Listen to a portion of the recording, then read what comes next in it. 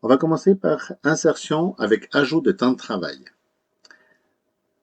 Au moment que tu vas ajouter ta carte, insérer ta carte, tu vas mettre la position 1 sur travail et la position 2 sur disponibilité.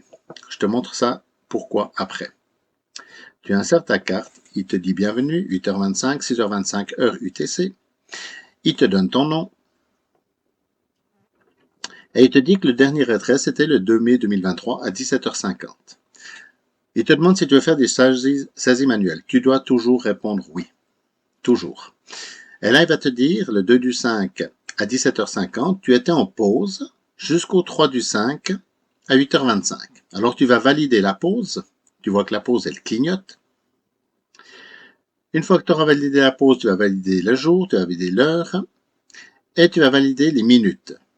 Là, on va rajouter 25 minutes de travail. Donc, on va appuyer avec la flèche du bas pour descendre les minutes jusqu'à 8 heures. Et on valide. Alors, on voit le 3 du 5 à 8 heures. On voit que c'est toujours pause. Donc, on va changer cette fonction avec la flèche du bas de pression et on va mettre travail. On va valider avec la touche OK. Et là, on va valider les 25. On va valider le pays de départ, confirmer les données. Et une fois que la carte est complète, on peut commencer à rouler. Alors, même si tu as un appareil un peu plus vieux, que ce soit dans n'importe quel appareil, la puce doit être contre l'écran.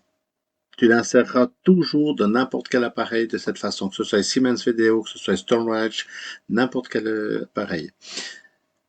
Tu mets sur travail le 1, tu mets sur disponibilité le 2, ça c'est une option, et tu insères ta carte. Il te donnera toujours l'heure UTC avec l'heure normale. Il te donnera ton nom et le dernier retrait, la date et l'heure. Saisie manuelle, et bien là tu vas toujours répondre oui.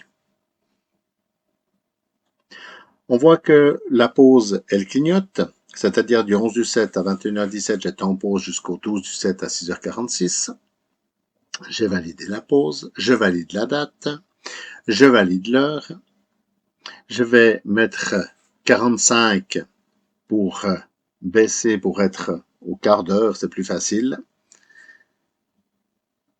Et je vais mettre depuis donc 12-17, 6h45 en travail. Je vais valider. Je valide le pays de départ. Et je confirme que les saisies sont justes. J'attends que la carte soit complète. Maintenant, je peux commencer ma journée.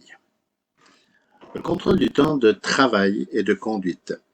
Alors, chaque fois que je m'arrête, je mets le 1 et le 2 en pause. Ça va te donner une information pour ton temps de travail. On sait que le tachygraphe travaille avec les heures de conduite. Mais maintenant, pendant que tu roules, on peut voir que j'ai 1h48 de conduite et 4h13 de travail.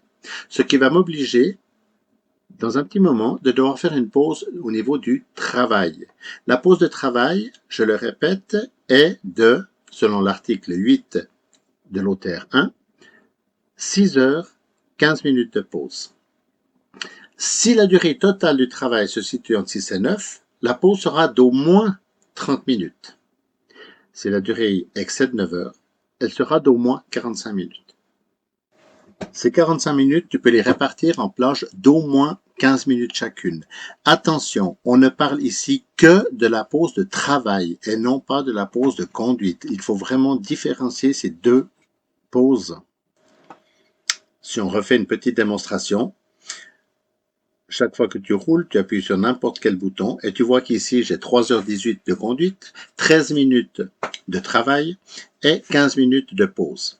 C'est-à-dire qu'au niveau du travail, ma pause est faite, mais au niveau de la conduite, je vais faire dans un petit peu plus d'1 heure ma pause. Article 8, alinéa 1. Après 4h30 de conduite, le conducteur doit respecter une pause d'au moins 45 minutes. Cette pause, elle disparaît lorsqu'on entame immédiatement après une période de repos quotidien ou un repos hebdomadaire. Cette pause peut être partagée en une période d'au moins 15 minutes, suivie d'une période d'au moins 30 minutes. Pour tes fins de journée, tu as deux possibilités. Soit tu dors dans le camion et tu as la possibilité de laisser ta carte dans le tachygraphe. À ce moment-là, sur Siemens Vidéo, tu viens sur Menu, Entrée conducteur 1, tu valides, tu arrives sur Pays de départ, tu descends avec la flèche du bas, Pays d'arrivée, tu valides, et là on voit arriver 9 du 5, 17h59 en Suisse, tu valides. Saisie mémorisée, tu sors du menu et tu peux passer ta nuit.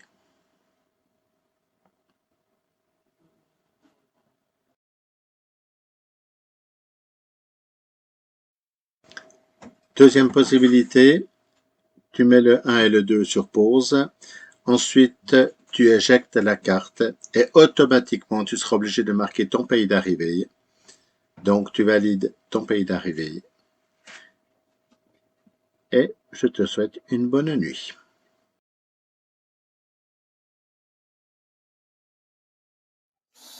Voilà les amis, j'espère que cette vidéo vous a servi. J'espère que les informations qui passent sur cette vidéo sont compréhensibles, sont connues. N'hésitez pas à relire la vidéo, à la garder dans vos favoris pour pouvoir la réutiliser, pour pouvoir la revoir. Si vous avez des collègues qui ont des problèmes, qui ont des lacunes au niveau de cette manipulation de tachygraphe, n'hésitez pas vraiment à partager cette vidéo. La manipulation de tachygraphe, l'OTR, c'est des choses que l'on doit absolument connaître sur le bout des doigts dans notre métier. Ça nous évitera bien des déboires avec les forces de l'ordre. Si vous avez des questions, si vous avez des idées de vidéos, n'hésitez pas à mettre ça en commentaire. Abonnez-vous à la chaîne, ça me fera plaisir. Et puis, si vous avez besoin d'utiliser cette vidéo dans vos cours, aucun souci, elle est libre de droit. Je vous souhaite une excellente fin de journée, bonne route et soyez prudents à vous.